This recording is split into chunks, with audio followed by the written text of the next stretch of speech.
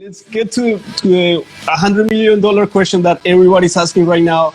How did you meet Shakira? That was in Miami.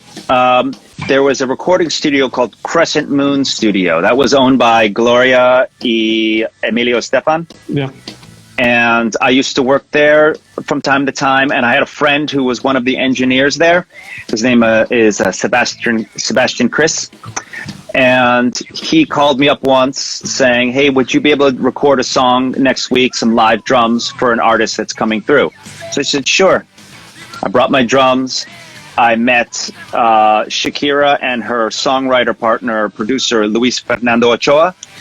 And we recorded the song, Donde Están los Ladrones? Okay. That was it was just a job to play that song. And I recorded it and everyone was super happy.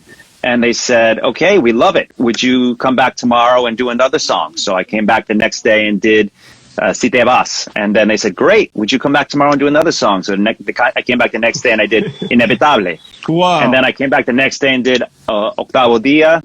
And then the next day and did No Creo. And then, so I did about half of that record, the Ladrones record. And then when the album came out, they asked me, would I mind doing some live shows also? She really likes the way I play. So, yeah. And then I started doing little shows with her, like kind of CD release party kind of shows. Yeah. And then we did, I can't remember what came first. I think we did an MTV Unplugged in New York City. And then we did the Amphibio Tour de Amphibio. Okay. So that was my whole beginning to the project. It all started from that first song I recorded. That first song. Okay, so le estoy preguntando a Brendan que cómo conoció a Shakira, la pregunta del millón, y él me dice que en esa época le estaba trabajando en un estudio que es de Gloria Estefan y Emilio Estefan, y trabajaba con el ingeniero Sebastián Chris, y entonces un día cualquiera lo llamaron para grabar una canción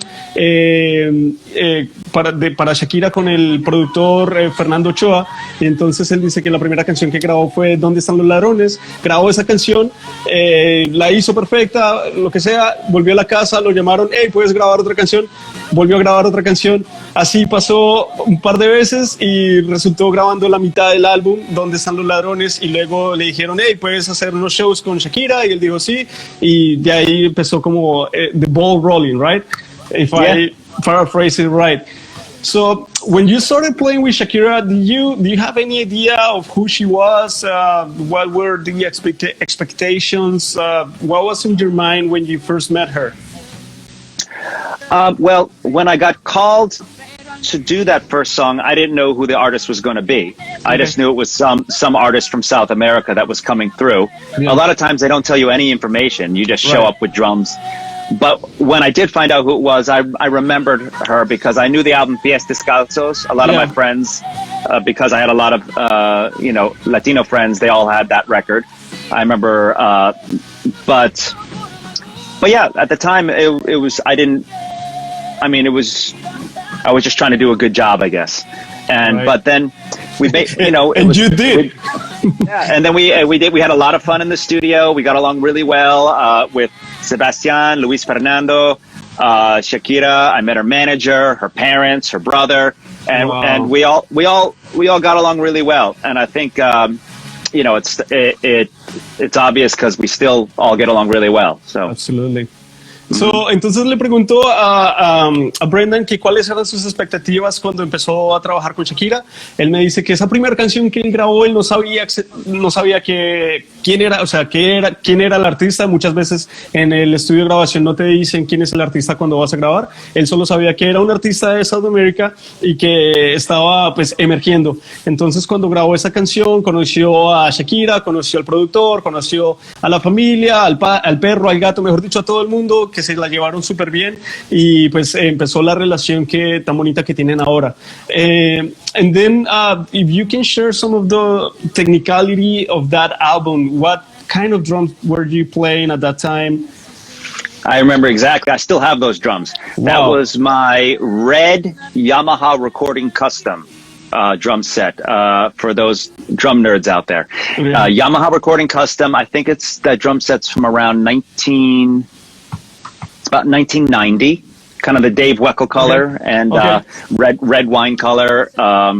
So yeah, that was the only drum set I owned back then. So, and as far as cymbals, Sabian? Let's see. At the time, I don't think I was a Sabian artist yet, so it was probably Zildjian. And it was probably a Ludwig 6.5 superphonic snare drum, chrome over brass. I still have that snare drum. Hold on. Wow. Okay. So, le estoy preguntando a Brendan que cuáles eran las baterías la batería que él utilizó para grabar ese álbum de Pies Descalzos, y nos estaba diciendo que es una Yamaha Recording Custom de los 90s tipo Dave Weckl, y le estoy preguntando sobre los platillos. Él me dice que no era un artista de Sabian en ese momento, que de pronto tocó Zildjian, y ahora nos está hablando del revolante que nos está mostrando. Nos va a mostrar que es un Ludwig Steel, ¿is it? Wow. This is a chrome over brass. This is the snare drum. The only snare drum I had back then. So this is the snare drum on Inevitable and Octavo Dia and probably all the other songs too. But this is it. This is the snare drum on Donde Están los Ladrones, I remember. And it sounds beautiful. I love that recording because it sounds, at the beginning, Shakira would be a lot of rock, the sound would be rock. And then through the years, she changed. But the first couple of albums, she would still sound rock. Me, at least. And we definitely tried to emulate a lot of drum sounds we both listened to a lot of Blur, the band Blur. Yeah. Led Zeppelin, Sheryl Crow, Radiohead. So we were definitely listening to those drum sounds and trying to get as close as we could. Great. So, le estoy preguntando a Brendan que en esa época Shakira todavía sonaba muy rock. Entonces me dice que sí, que ellos escuchaban mucho Led Zeppelin, Sheryl Crow, Blur, Led Zeppelin, y trataban de conseguir esos sonidos y traerlos a la grabación. And then let me just say hi to everybody. There's a lot of people asking questions, and I'm just gonna pick a random question here. There's one here. I would work with Shakira for a couple of donuts. You're so lucky. Some people say. So yeah. And some people are asking you when are you going to Mexico? As soon as possible. Yeah, that's what we all hope, right? There's another question here. What was it like working with Tegan and Sarah? I did the Tegan and Sarah tour called the Love You to Death tour. That was 2016, I believe, 2016 to 2017. It was fantastic. They're I don't know if you're familiar with their music, but they are not at all. They're two sisters. They're twins. They're from Canada, and they're so cool. Very cool. Very funny. Very talented. Great singers. I was thrilled to be on that tour. Ok, so le estoy preguntando a Brendan preguntas que ustedes mismos están haciendo, entonces siguen colocando sus preguntas ahí porque estamos leyéndolas, y alguien estaba preguntando qué fue para él tocar con Tegan y Sarah, que son dos hermanas de Canadá, y él dice que suena excelente. Yo personalmente no he escuchado sus canciones, pero muy recomendado para todos que están allá. And then I would like to talk maybe, after you started with Shakira and she started getting recognized, how was it like?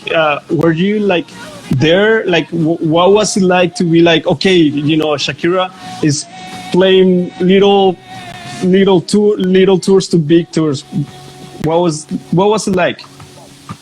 Well, good question. I think when I started with her, she was already popular, but mostly in Latin America. Yeah. So we didn't do small shows. We did big shows, but they were big shows in Argentina or Brazil or Colombia or Puerto Rico or Mexico. And then when I did the album Laundry Service, and then we started doing more venues in English-speaking countries.